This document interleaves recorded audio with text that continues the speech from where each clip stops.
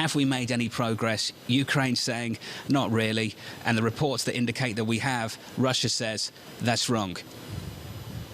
Yeah, and Jonathan, if you look also at the major developments that we've had over the past 24 hours, nothing has really changed on the ground either. We know that yesterday, Mariupol, this is a city that connects Crimea, that is now, of course, territory of the Russian Federation, which Ukraine disputes, and is connected to the Donbass. For the Russians, is key to get control of the city. It was shelled again yesterday. The invasion continues. We've seen the bombings continue pretty much on an everyday basis. The ceasefire, which Ukraine says is the #1 condition before talks begin, is really not happening. So I would say, have we made any progress? No. Are we going to make any progress in the next 24 hours? The key is the ceasefire here. For the Ukrainians, have made it very clear. We can talk about many things, but for as long as Russia continues to bomb our cities, there's nothing we can do about it. And we're not going to engage in anything that could look like neutral status if it means that we continue to get bombed on a daily basis. Who's winning? And I say this realizing that no one is winning right now.